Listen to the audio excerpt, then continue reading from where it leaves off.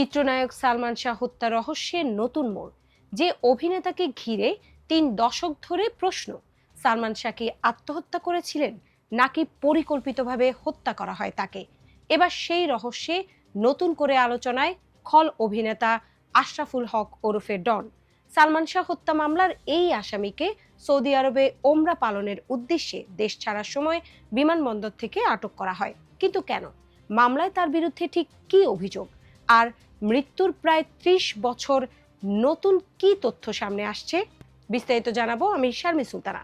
জীবন অবাক না করলে কে করবে? 28% মিল্ক ফ্যাটের অবাক করার সাথে ফ্রেশ মিল্ক পাউডার। জীবন অবাক করুক প্রতিদিন।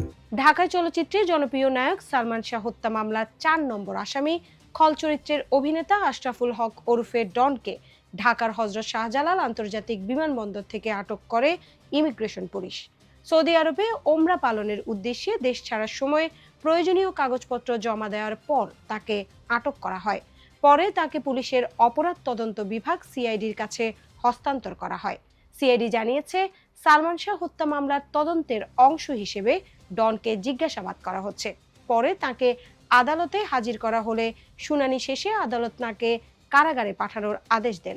তদন্ত কর্মকর্তা সিআইডির পরিদর্শক আরিফুল রহমানের আবেদনে বলা হয়েছে, এজাহারে ডনের বিরুদ্ধে অন্য আসামিদের সঙ্গে যোগ সাজশ করে পূর্ব পরিকল্পিতভাবে সালমান শাহকে হত্যার অভিযোগ রয়েছে। ডন দীর্ঘদিন ধরে পলাতক ছিলেন বলেও আবেদনে উল্লেখ করা হয়েছে। শুনানিতে রাষ্ট্রপক্ষের আইনজীবী ওমর ফারুক আদালতে আরও দাবি করেছেন, 1997 সালে সালমান শাহ ছোট ভাইকে অপহরণের চেষ্টার ঘটনায় করা একটি মামলায় আসামি রেজবি আহমেদ ওরফে ফরাদের স্বীকারোক্তিতে ডনের নাম আসে। রাষ্ট্রপক্ষের দাবি অনুযায়ী ওই স্বীকারোক্তির বরাতে সালমান শাহকে হত্যার জন্য ডন, ফারুক ও রেজবির মধ্যে 12 লাখ টাকা চুক্তির কথা উঠে এসেছে।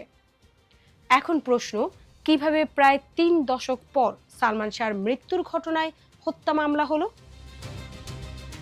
1996 সালের 6 সেপ্টেম্বর রাজধানীর নিউ ইস্কাটন রোডের ইস্কাটন প্লাজার বাসা থেকে সালমান শাহর মরদেহ উদ্ধার করা হয়।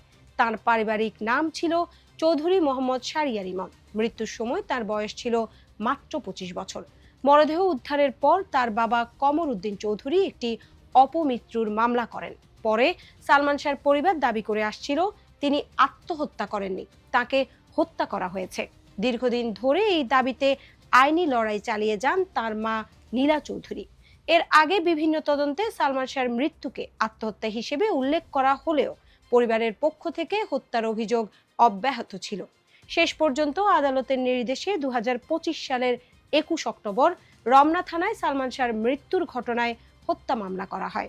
মামলায় তার সাবেক স্ত্রী সামিরা হক সহ মোট 11 জনকে আসামি করা হয়। মামলার তদন্তভার বর্তমানে সিআইডির হাতে। মামলার আসামিদের মধ্যে রয়েছেন সামিরা হক, তার মা লতিফা হক লুসি, ব্যবসায়ী আজিজ মোহাম্মদ ভাই, অভিনেতা ডন, ডেভিড, জাভেদ, ফারুক, রুবি, আব্দুস সাত্তার, সাজু এবং রিজবি আহমেদ ওরফে ফরাদ। তবে এই মামলার তদন্ত এখনো শেষ হয়নি। সর্বশেষ আদালত তদন্ত প্রতিবেদন জমা দেওয়ার জন্য 30 আগস্ট 2026 পর্যন্ত সময় দিয়েছিলেন।